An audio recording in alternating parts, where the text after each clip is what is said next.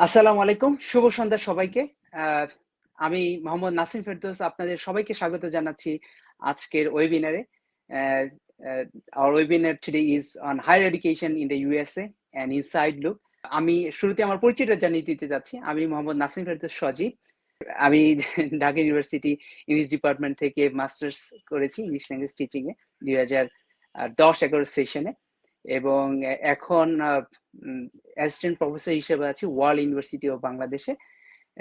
আজকের আসলে মুখ্য ব্যক্তি যিনি তিনি হচ্ছেন মোহাম্মদ মুকিবুজ্জামান খান, যিনি ইউএসএ তে আছেন, তো পার্সু করছেন। তো আমি শুরুতেই তাকে স্বাগত জানাতে চাই গেস্ট স্পিকার হিসেবে এবং তার সাথে বেশ কথা হবে এবং আমরা জানি যে আমাদের যারা আছেন তারা হয়তো বেশ উপকৃত হবে, স্পেশালি যারা আমাদের ছোট ভাই বোনরা আছেন, যারা পড়ালেখা করছেন, তারা হয়তো এটা খুবই উপকৃত হবেন যে কিভাবে তারা প্রসেস করবেন, সমস্ত জায়গায় কাজ করবেন, সেই ইনফরমেশনটা আমরা পাবো। তো আমি মঞ্চে ডেকে নিচ্ছি মুকিবুজ্জামান খান ভাইকে। আসসালামু আলাইকুম নাসিম ভাই। অনেক ওয়ালাইকুম ধন্যবাদ। আসসালাম। কেমন আছেন? এই তো ভালো আছি। আশা করি আপনিও ভালো আছেন। ১ম এ আমি আপনাকে আসলে অনেক ধন্যবাদ জানাতে চাই আমাকে আমন্ত্রণ জানানোর জন্য।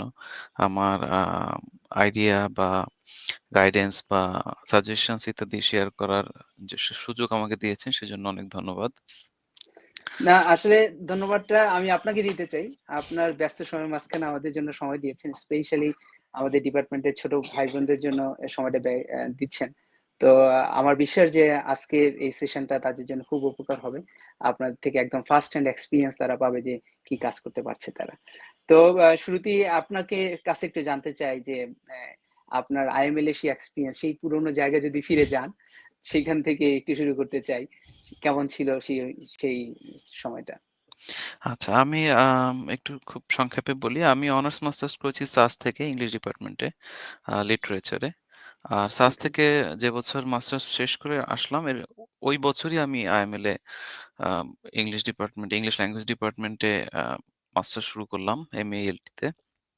তো আমার ব্যাকগ্রাউন্ড ছিল একেবারে কোর লিটারেচারে এবং খুব বেশি ল্যাঙ্গুয়েজ টিচিং এর এক্সপেরিয়েন্স ওরকম ছিল না। টিচিং এর এক্সপেরিয়েন্স কিছু ছিল কিন্তু মানে লিঙ্গুইস্টিক্স বা অ্যাপ্লাইড লিঙ্গুইস্টিক্স যেটা আমরা আসলে ইএলটি তে পড়ি সেটার বিষয়ে অত বেশি ধারণা ছিল না। কিন্তু আমার ল্যাঙ্গুয়েজের প্রতি একটা অ্যাট্রাকশন এবং প্যাশন ছিল শুরু থেকে, যে কারণে আসলে আমার ইচ্ছা ছিল যে আমি লিঙ্গুইস্টিক্স এ বা অ্যাপ্লাইড লিঙ্গুইস্টিক্স এ মানে ক্যারিয়ার বিল্ড করব। তো শুরুতে আইএমএল এর শুরুর দিনগুলো একটু স্ট্রাগলিং ছিল। ফনেটিক্স, ফনোলজি বা হলো যে কোর লিঙ্গুইস্টিক্স এর কোর্সগুলি একটু ডিফিকাল্ট ছিল শুরুতে পিক করাটা। But eventually it worked somehow. তো আ আমি তারপরে আইএমএল এর মাস্টার্স শেষ যখন লাস্ট সেমিস্টারে তখন হলো আমার জব হলো ইস্টার্ন ইউনিভার্সিটিতে। ইস্টার্ন ইউনিভার্সিটিতে আমি এমই-এলটি তেই লেকচারার হিসেবে জয়েন করি। তারপরে সেখানে লেকচারার থেকে সিনিয়র লেকচারার থেকে অ্যাসিস্ট্যান্ট প্রফেসর ছিলাম। তো অ্যাসিস্ট্যান্ট প্রফেসর থাকা অবস্থায় আমি ইউএস এর হায়ার স্টাডির জন্য আ মানে সুযোগ পাই সামহাউ। ফুল ফান্ডেড স্কলারশিপ হয় আমার। তারপরে অবশ্য আমার ১ বছর ১.৫ বছর ডিলে হয় কোভিড এর কারণে। কারণ আমার সবকিছু প্রসেস হয়েছিল, বাট কোভিড এর কারণে সবকিছু বন্ধ হয়ে যাওয়াতে ভিসা প্রসেস বা ইত্যাদির কারণে আমার প্রায় ১ বছরের উপরে ডিলে হয়েছে। তো তারপর তো শুরু করলাম, এখন পড়াশোনা করছি আরকি। তো এই মোটামুটি আমার ক্যারিয়ার জার্নি খুব ব্রিফলি বলতে গেলে। Thank you very much. আমরা আরেকটু ফার্দার কথা বলবো, বাট হুম। এর আগে একটু জানাতে চাই যে আজকের আমাদের এই অনুষ্ঠানটা স্পন্সর যারা করছেন, তাদের কথা একটু বলে আসতে চাই। মেইনলি ডরথি, রিজিউমি এবং এক্সপোর্টি বাজার। তাদের বেশ কিছু কালেকশন আছে। আমরা হয়তো কোনো একটা সময় সেটা দেখিয়ে আসবো। আর তাদের ওয়েবসাইটের নাম হচ্ছে www.exportibazaar.com। তো সেই জায়গা থেকে আমরা হয়তো একটু দেখে আসবো তাদেরকে। বাট আমি একটা জিনিস আপনার সাথে শেয়ার করতে চাই। সেটা হচ্ছে যে আপনার সাথে আমার যে ১ম যে ইন্টারেকশনটা সেটা খুব ইন্টারেস্টিং। আমরা বের হচ্ছি, আপনারা জয়েন করছেন হুম, এবং হুম। সেই সময় আপনি খুব সুন্দর একটা আ কমিক প্রেজেন্টেশন ছিল আপনার। নিউজ প্রেজেন্টার হিসেবে একটা আ অনুষ্ঠান ছিল। So hmm, I really enjoyed that one. সেটা ১ম দেখা। এবং আরেকটা জিনিস আমার মনে পড়ে যে আমার ক্যাম্পাসটা এবং আপনার জায়গাটা আসলে খুব ক্লোজ ছিল। সুতরাং মাঝে, মাঝে আপনার সাথে দেখা হয়ে যেত। হুম, I hmm, could still remember that. Hmm, so এরপরে তো একবার Facebook এর মাধ্যমে জানলাম যে আপনি যাচ্ছেন। So hmm. that was a very good thing for all of us. So we are proud of you. Thank you. Okay. So প্রথমে জানতে চাই যে আপনার যেই আইএমএল থেকে জার্নিটা সেটা ইউএসএ তে যাওয়ার আপনি এখন পিএইচডি পার্সু করছেন ওকলাহোমা স্টেট ইউনিভার্সিটিতে। সো ইউএসএ তে কেন? কেন ইউএসএ তে যে গিয়েছেন অথবা কি আপনাকে ইন্সপায়ার করছে ইউএসএ তে যাওয়ার জন্য? ভালো প্রশ্ন। কারণ হলো যে এখানে একটু ক্লারিফিকেশন আসলে দরকার আছে। আ আমি যেমন ২০১৬ বা ১৭ তে আমি হলাম অস্ট্রেলিয়াতে একটা স্কলারশিপ পেয়েছিলাম। মাস্টার স্কলারশিপ ছিল সেটা। তো ২ টা কারণে ওটা আমি মানে সামহাউ করা হয়নি বা আমি করিনি। কারণ অলরেডি আমার ২ টা মাস্টার্স ছিল। তো আমি আসলে পিএইচডির কথা ভাবছিলাম। এটা একটা আরেকটা হলো যে আ আমি যেই পার্টিকুলার ইস্যুটা নিয়ে কাজ করতে যাচ্ছিলাম, ল্যাঙ্গুয়েজ অ্যান্ড টেকনোলজি বা ভার্চুয়াল প্ল্যাটফর্মে ল্যাঙ্গুয়েজ ফাংশনিং নিয়ে, সেটার জন্য USA was a good ground. আমার মনে আছে আমি ২০১৮ তে সম্ভবত ১৭-১৮ দিকে যখন হায়ার স্টাডিজ এর প্ল্যান করছিলাম। তো অস্ট্রেলিয়ার অফারটা আসলে ডিনাই করে দেওয়াটা ক্রুশিয়াল ডিসিশন ছিল। কারণ আমাদের দেশে তো আসলে কেউ যখন দেশের বাইরে স্কলারশিপ পায়, সেটা পাওয়ার পরেও না করে দেওয়াটা আসলে it's a matter of courage. তো আমি তখন অনেক ইনডিসিশনেও ভুগেছি খানিকটা যে স্কলারশিপ পেয়েছি, যাবো কি যাবো না, করবো কি করবো না। তো তখন আমি ওটা খুব বেশি মানুষ আসলে জানেও না। বাট তখন আমি চিন্তা করছি না আমি যেটা আসলে আমার ভিশন, যেটা টার্গেট ওটাই করবো। হয়তোবা এই মুহূর্তে আনসার্টেনিটি কাজ করছে, বাট ওটাতে আমার স্ট্রিক্ট থাকা উচিত। তো ওই সময় আমার একটা পেপার পড়ি আমি, মনে আছে ডক্টর গ্রেগ কেসলারের ল্যাঙ্গুয়েজ অ্যান্ড টেকনোলজি নিয়ে। তো ওই পেপারটা একটা বড় ইমপ্যাক্ট তৈরি করে এবং আমি তখন কাজ করছিলাম হলো আম সোশ্যাল লিঙ্গুইস্টিক্স ফিল্ডে কাজ করেছি। তারপরে ল্যাঙ্গুয়েজ লার্নার স্ট্র্যাটেজি নিয়ে কাজ করেছি কিছু। তো তখন কিছু, কিছু টেকনোলজি নিয়ে পড়াশোনা করছিলাম, ল্যাঙ্গুয়েজ অ্যান্ড টেকনোলজি নিয়ে। তখন ওই পেপারটা পড়ার পর মনে হলো this is the field I want to work actually. তো এবং ওটা নিয়ে ঘাটতে গিয়ে দেখলাম যে ইউএসএ তে ল্যাঙ্গুয়েজ অ্যান্ড টেকনোলজি নিয়ে আসলে ভালো কাজ হচ্ছে। কিন্তু তখন একটা রং পারসেপশন ছিল সেই সময়, যেটার কারণে আমার আসলে একটু ডিলে হয়েছে। কারণ আমার কাছে আসলে প্রপার গাইডেন্স ছিল না। বা হলো আমি কাউকে যে ওইভাবে জিজ্ঞেস করব বা হলো যে আমি ইনস্ট্রাকশন পাবো বা সাজেশনস পাবো, সেই সুযোগটা ছিল না। এটার জন্য আমি আসলে আপনাকে আবারও থ্যাংকস জানাই যে আসলে হয়তোবা আমার সময় যে সুযোগটা আমার ছিল না, ওই জায়গা থেকে আমি হয়তো খানিকটা আমার এক্সপেরিয়েন্স শেয়ার করতে পারছি যদি সেটা কারো কাজে লাগে। তো মিসপারসেপশনটা কিরকম ছিল? যে ইউএসএ তে বা হলো এই ধরনের হায়ার স্টাডিজ ক্ষেত্রে শুধুমাত্র হয় সরকারি স্কলারশিপ অথবা হলো এই ধরনের দেশে যেতে গেলে আপনাকে ইঞ্জিনিয়ারিং বা সায়েন্স ব্যাকগ্রাউন্ডের হতে হবে বা স্টেম ফিল্ডের হতে হবে। Which is not right. আমাকে তখন লোকজন আসলে খুব বেশি ইন্সপায়ার করে নাই। বেশিরভাগ মানুষ অ্যাকচুয়ালি আমাকে আনইন্সপায়ার করেছে। না ইউএসএ তে আর্টস এর স্টুডেন্টরা পায় না, স্কলারশিপ পাওয়া না, অ্যাডমিশন হয় না, এই না সেই না। তো আমার কাছে মনে হতো দ্যাটস নট রাইট। তো আমি যেটা করেছিলাম তখন আ ওই যে প্রফেসর গ্রেগ কেসলারের কথা বললাম, উনার সাথে আমি যোগাযোগ করেছিলাম যে, "আমি এরকম ল্যাঙ্গুয়েজ ফিল্ডে করতে চাই। তো মানে কি প্রসেস হতে পারে?" তখন উনি আমাকে আ যে রিপ্লাইটা দিয়েছিলেন ইমেইলে সেটা অনেকটা এরকম ছিল যে, "আমি এই মুহূর্তে স্টুডেন্ট নিচ্ছি না। বাট আমি এই ফিল্ডেই কাজ করি।" উনি ইউনিভার্সিটি অফ ফ্লোরিডার অ্যাকচুয়ালি। তো হলো যে বাট তুমি এই প্রফেসরদের সাথে যোগাযোগ করতে পারো। তো উনি আমাকে কিছু প্রফেসরের নাম দিয়েছিলেন। তো আমি প্রফেসরের নাম ধরে সিভি, ওনাদের সিভি ঘেটে বা ইউনিভার্সিটির যে প্রোফাইল ওগুলা ঘেটে দেখতাম। যে কোন প্রফেসর আসলে কিভাবে কি করছেন, কোন প্রফেসর এই ফিল্ডে কাজ করছেন এবং তাদেরকে ইমেইল করতাম। তো সামহাউ ডক্টর কেসলার আমাকে যেই লিস্ট দিয়েছিলেন ওইখানে কেউ ওভাবে করে নাই। তো তারপরেও আমার মনে আছে আমি তখন একটা এক্সেল স্প্রেডশিট করে প্রফেসর এবং ইউনিভার্সিটির লিস্ট করতাম। প্রোগ্রামের লিস্ট করে নিয়েছিলাম। লিস্ট করে আমি একটা করে যোগাযোগ করতাম। তো যোগাযোগ করতে কিছু জায়গা থেকে আ পজিটিভ রিপ্লাই পাই।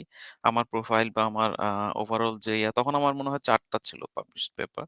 তো হলো যে আমার প্রোফাইল বা আমার টিচিং এক্সপেরিয়েন্স বা আমার ইন্টারেস্ট সবকিছু মিলে কিছু, কিছু জায়গা থেকে পজিটিভ রিপ্লাই পাই। আমি এখন যেখানে কাজ করছি, এইখানে হলো আমার যে অ্যাডভাইজার ডক্টর লিংক, উনি পজিটিভ রিপ্লাই দিয়েছিলেন। আরো ২-১ জায়গা থেকে আমি পজিটিভ রিপ্লাই দেই।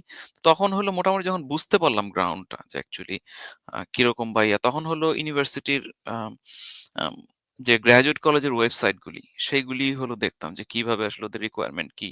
বা ওদের কি বা গ্র্যাজুয়েট কলেজে যোগাযোগ করলে ওরা আসলে রিপ্লাই দেয় যে হলো তো ওই সময় হলো আরেকটু ডিফিকাল্ট ছিল। এখন কম্পারেটিভলি ইজিয়ার, যেটা সত্যি কথা। তখন যেমন জিআরই লাগতো। মোটামুটি ম্যান্ডেটরি ছিল। তো আমি হলাম মোটামুটি ফাইনাল করলাম যে ৫টা বা ৬টা ইউনিভার্সিটিতে এপ্লাই করব। তো তারপরে হলো আ আমি আমি TOEFL দেইনি, আমি IELTS দিয়েছিলাম। IELTS দিয়েছিলাম। IELTS এ ভালো স্কোর এসছে কিন্তু GRE তে আমার স্কোর এভারেজ ছিল। তো শেষ পর্যন্ত আমি হলাম ভাবলাম যে হয়তো এবার GRE স্কোর যেহেতু অতটা ভালো হয় নাই, আমি এবার এক্সপেরিমেন্টাল এপ্লাই করি। তো এই ৩ টা ইউনিভার্সিটিতে এপ্লাই করলাম। শেষ ৪ টা ইউনিভার্সিটিতে এপ্লাই করলাম। আম তো ৪ টার মধ্যে সামহাউ ৩ টা থেকে আমার পজিটিভ রিপ্লাই এসেছিল। আর এখানে এখন যেখানে আমি আছি, এখান থেকে হলো আমার যে স্কলারশিপ বা ফান্ডের যে অপরচুনিটিটা, এটা আমার কাছে বেস্ট মনে হয়েছিল। এবং প্রফেসর ডক্টর লিং যার সাথে আমি কাজ করছি, উনার সাথে আমি কাজ করতে ইন্টারেস্টেড ছিলাম। তো সবকিছু মিলিয়ে পরে আমি এখানকার অফারটা অ্যাকসেপ্ট করি আরকি। সো মোটামুটি এটাই রিজন আসলে ইউএসএ তে আসার। ওকে, থ্যাংক ইউ। আমরা একটু জানতে চাচ্ছি যে আসলে আহ, এই যে অ্যাপ্লাইং যে প্রসেসটা এখানে জিআরই টোফেল অথবা আইএলটিএস এর কিরকম স্কোর সাধারণত ওরা এক্সপেক্ট করে, বা আহ, কিরকম হলে ভালো হয় এই সমস্ত অ্যাপ্লিকেশনের জন্য? আচ্ছা, ১ম এ আমি একটা জিনিস বলি। একদম স্ট্রেইট অ্যান্ড ক্লিয়ার কথা বলবো আমি। যেটা হলো আমি চেষ্টা করব একদম প্র্যাকটিক্যাল, যেটা আমি দ্য প্রসেস আই ট্রাইড এবং আমি অনেককে দেখেছিও। ঠিক আছে? এবং এখন তো স্টুডেন্টরা আসে। এখন অনেক ডাইভার্স গ্রুপ অফ স্টুডেন্টরা আসে বাংলাদেশ থেকে। ঠিক আছে? যেমন আমি আপনাকে একটা উদাহরণ দেই। আমি যে ইউনিভার্সিটিতে আছি, গতকালকে হলো ওদের আইএসএস মানে ইন্টারন্যাশনাল স্টুডেন্ট সার্ভিসে একটা ডকুমেন্ট ডাউনলোড করার জন্য আমি ওদের ওয়েবসাইটে গিয়েছিলাম। তো আমি দেখলাম যে বর্তমান ইন্টারন্যাশনাল স্টুডেন্ট র‍্যাংকে বাংলাদেশ হলো 3rd এখানে। ফার্স্ট হলো ইন্ডিয়া, সেকেন্ড চায়না, হুম, থার্ড হলো বাংলাদেশ। মানে আমাদের ইউনিভার্সিটিতে। সব জায়গায় একই পিকচার না। আমাদের হুম, ইউনিভার্সিটিতে মানে নাম্বার অফ ইন্টারন্যাশনাল স্টুডেন্টস এ বাংলাদেশ হলো থার্ড বর্তমানে। তার মানে ইউ ক্যান জি, অ্যাজিউম যে মানে এখন অনেক লার্জ নাম্বার অফ স্টুডেন্টসরা বাংলাদেশ থেকে ইউএসএ তে পিএইচডি করতে আসে। তো এখানে আমি ওকে, ১ম এ একটা কথা আমি সবাইকে একদম ক্লিয়ারলি বলি, যারা আসলে ইউএসএ তে পড়তে আসতে চায় যে একটা সময় যে প্রিভেইলিং নোশন ছিল যে সায়েন্সের স্টুডেন্টরাই ইউএসএ তে পড়তে আসে, স্কলারশিপ পায়। It's completely wrong. ইটস আচ্ছা, কমপ্লিটলি রং। কেউ যদি অ্যাকচুয়ালি ডিটারমাইন্ড ওয়েতে ট্রাই করে এবং সে যদি যথেষ্ট পরিমাণ সময়, এফোর্ট এবং ডেডিকেশনের সাথে চেষ্টা করে, ইউএসএ তে স্কলারশিপ পৃথিবীর অন্য যেকোনো জায়গার চাইতে সবচেয়ে বেশি স্কলারশিপ আসলে এখানে অফার করা হয়। যেটা হলো সত্যি কথা। এবং সেটা রাইট, শুধুমাত্র হলো আহাম না, এই সায়েন্স, ইঞ্জিনিয়ারিং বা হলো এটা না, সব ফিল্ডেই। এমনকি মিউজিক, ডান্স বা হলো আর্টস, আর্কিটেকচার এই ধরনের সাবজেক্টে প্রচুর পরিমাণ স্কলারশিপ অফার করা হয়। যেটা চ্যালেঞ্জিং সেটা হলো যে আপনার ব্যাকগ্রাউন্ড, আপনার ইন্টারেস্ট এবং আপনার ভিশন এই ৩ টাকে এক পয়েন্টে এনে আপনি সিলেকশন করা বা হলো আপনার প্রপার প্রোগ্রাম বা প্রপার স্কলারশিপটা খুঁজে বের করে এপ্লাই করা। এটা হলো চ্যালেঞ্জিং আসলে। ঠিক আছে? তো সেটার জন্য আপনাকে আসলে যদি কেউ রিয়েলি ইন্টারেস্টেড হয়, এখানে আরেকটা কথা আমি এড করি যে স্কলারশিপ বা ফান্ডিং শুধুমাত্র পিএইচডির জন্য না, মাস্টার্স পিএইচডি দুটোর জন্যই থাকে। মাস্টার্সের জন্য ডিফিকাল্ট, কারণ পিএইচডিতে ফান্ড থাকে অনেক বেশি ইউজুয়ালি। কিন্তু মাস্টার্সের ফান্ড শুধুমাত্র মানে আমাদের অ্যাপ্লাই লিঙ্গুইস্টিক্স এর জন্য না, যে কোনো ফিল্ডে মাস্টার্সের ফান্ড কম্পারেটিভলি কম থাকে। কিন্তু তারপরেও মাস্টার্সের জন্যও পসিবল। আপনি মাস্টার্স বলেন, পিএইচডি বলেন, যে কোনোটার জন্য আসলে আপনি ফুল ফান্ডেড স্কলারশিপ নিয়ে ইউএসএ তে আসা এটা খুবই পসিবল। আ এবং এটার জন্য আপনার দরকার হলো আ কিছু প্ল্যানিং, কিছু অর্গানাইজড ওয়ার্ক, এফোর্ট দিতে হয় প্রচুর। প্রচুর সময় ব্যয় করতে হয় সত্যি কথা যেটা, এবং লেগে থাকতে হয় যেটা সবচেয়ে বড় জিনিস যেটা। ঠিক আছে? এটা শুধুমাত্র অ্যাপ্লিকেশন বা না, পড়াশোনার ব্যাপারটাও আসলে এখানে এরকমই। প্রচুর লেগে থাকতে হয় এবং ডেডিকেশনের সাথে খুব ডিসিপ্লিনড ওয়েতে আসলে লেগে থাকতে হয়। আচ্ছা, এখন আমি ঐখান থেকে আপনি যে প্রশ্নটা করেছিলেন সেখানে আসবো। যে ১ম এ যে ব্যাপারটা আসে যে আপনার আম আপনার ব্যাকগ্রাউন্ড কি ধরনের? আপনি যদি ফ্রেশ গ্র্যাজুয়েট হন তাহলে আপনার আপনার অ্যাপ্রোচটা এক ধরনের হবে। আপনার যদি আপনি আ অনার্স মাস্টার্স থাকে, আপনি পিএইচডি র কথা ভাবছেন বা আপনার মাস্টার্স আছে আপনি আরেকটা মাস্টার্স করার কথা ভাবছেন। আ বা আপনার মাস আপনি অনার্স করেছেন, মাস্টার্স করেছেন, টিচিং এক্সপেরিয়েন্স আছে, পাবলিকেশন আছে, আপনি পিএইচডি র কথা ভাবছেন। তাহলে হলো মানে আপনার ব্যাকগ্রাউন্ডটা একটা ইম্পোর্টেন্ট বিষয়। কিছু সেলফ এনালাইসিস এর বিষয় থাকে এখানে। এরপর আসে যে আপনার ইন্টারেস্টটা কোন জায়গাতে বা আপনি কি ধরনের পড়াশোনা করতে চাচ্ছেন। আপনি কি পিওর লিঙ্গুইস্টিকস এ পড়তে চাচ্ছেন, এপ্লাই লিঙ্গুইস্টিকস এ পড়তে চাচ্ছেন, বা মানে এ ধরনের বিভিন্ন শাখা আছে, রেটরিক আছে, তারপরে হলো এডুকেশন আছে। তো আপনি আসলে কোন ইয়েটাতে যেতে চাচ্ছেন? 2nd বিষয়। 3rd বিষয় হলো আপনার ভিশনটা কি? আপনি আসলে কি অ্যাচিভ করতে চান? আপনি কি শুধুমাত্র দেশের বাইরে আসতে চান এইজন্যই আসলে হায়ার স্টাডি পার্সু করতে চান? নাকি আপনি দেশের বাইরে আসতে চান প্লাস হলো আপনি ওই পার্টিকুলার ফিল্ডে আসলে আপনি প্রসপেক্ট বিল্ড করতে চান বা আপনার ক্যারিয়ার বিল্ড করতে চান। তো আপনি এই ৩ টা জিনিস এক মোটামুটি সেলফ এনালাইসিস করার পর আপনাকে হলো সার্চ শুরু করতে হবে। যে আমি আসলে উম যে ধরনের আমার ব্যাকগ্রাউন্ড, ঠিক আছে? এখন আপনার ব্যাকগ্রাউন্ড যদি ওরকম হয়, আপনি ইয়েল, হার্ভার্ড আপনি ওই ধরনের ইউনিভার্সিটিতে খুঁজবেন। আপনার ব্যাকগ্রাউন্ড যদি হয় যেটা হলো যে মডারেট লেভেল বা হলো মিড লেভেল ইউনিভার্সিটি বা আপনার সোজা কথায় হলো আপনি যে ধরনের আপনার মোটামুটি আপনার ব্যাকগ্রাউন্ডের সাথে ম্যাচ হয়, সেই ধরন অনুযায়ী আপনাকে ইউনিভার্সিটি সার্চ করতে হবে। এটা আপনি হয়তো এখন প্রশ্ন করতে পারেন যে, "আমি আসলে বুঝবো কিভাবে?" এটা আপনি যখন মানে এক্সপ্লোর করা শুরু করবেন তখন মোটামুটি একটা ট্রু পিকচার ধরা যায়। যে আচ্ছা ঠিক আছে ওরা এরকম এটার সাথে মিলতেছে ওদের ক্রাইটেরিয়ার সাথে। তো আপনি 2nd ফেজ যেটা এটা হলো সার্চ করা। সার্চ করে আপনি মোটামুটি একটা ক্যাটেগরাইজেশন করতে হবে যে এই ধরনের ইউনিভার্সিটিতে আমি এই ধরনের প্রোগ্রামে আসলে আমি যেতে চাই বা এই ধরনের প্রোগ্রাম আমার ব্যাকগ্রাউন্ড, আমার গোল, আমার ভিশন ইত্যাদি সবকিছুর সাথে ম্যাচ হচ্ছে। তখন ঐখান থেকে আসবে হলো আপনার ক্রাইটেরিয়ার প্রশ্ন। যে আসলে আপনি যে ধরনের প্রোগ্রামে যেতে চাচ্ছেন, যে ধরনের ইউনিভার্সিটি যেতে চাচ্ছেন, সেই ধরনের ইউনিভার্সিটিতে ওরা কি চায়, কি ডিমান্ড করে। তো এর মধ্যে অনেক জিনিস আছে। এর মধ্যে একটা হলো যে এক্সাম স্কোর। সেটা হলো IELTS হতে পারে, TOEFL হতে পারে। আগে শুধুমাত্র TOEFL অ্যাকসেপ্ট করত। এখন লাস্ট 10 ইয়ার্স আসলে TOEFL, IELTS দুটোই অ্যাকসেপ্ট করে। রিসেন্টলি আমাদের দেশে IELTS রিলেটেড যে কন্ট্রোভার্সি হয়েছে, এটার বিষয়ে আসলে আমার খুব বেশি আইডিয়া নাই। এটার পর আসলে কতটা অ্যাকসেপ্ট করবে সেই বিষয়ে আমার 100% ক্লারিফিকেশন নাই। বাট TOEFL, IELTS দুটোই সাধারণত অ্যাকসেপ্ট করে। আর স্কোরটা আপনার অনেক জায়গাতে জিআরইও এক্সপেক্ট করে। ইভেন আমাদের ফিল্ডেও করে। যেমন আপনি আইওয়া স্টেটে যদি টেকনোলজি অ্যান্ড ল্যাঙ্গুয়েজ প্রোগ্রামে ভর্তি হতে চান, ওরা হলো GRE score mandatory GRE score দিয়ে দেয়। তো জিআরই বলেন, টোফেল বলেন, আইএলটিএস বলেন রিকোয়ারমেন্টের উপর ডিপেন্ড করে। আর রিকোয়ারমেন্টের রেঞ্জটা সাধারণত আইএলটিএস এর ক্ষেত্রে আপনার হলো মানে ৭, ৭.৫ থেকে শুরু হয় এরকম আরকি। ইউজুয়ালি। আমি অনেককে দেখেছি ৬, ৬.৫ নিয়ে ৬ নিয়ে হয়তো না। ৬.৫ থেকে এপ্লাই করতে কিন্তু আপনি শুধুমাত্র এপ্লাই এর জন্য না, আপনি ফুল ফান্ডেড স্কলারশিপ পেতে গেলে ওদের ক্রাইটেরিয়া মেনশন করা থাকে। বাট ইউজুয়ালি রেঞ্জটা শুরু হয় ৭ থেকে। TOEFL এর ব্যাপারটা আমি আসলে বলতে পারছি না যেহেতু ওটা আমি কখনো দেই নাই।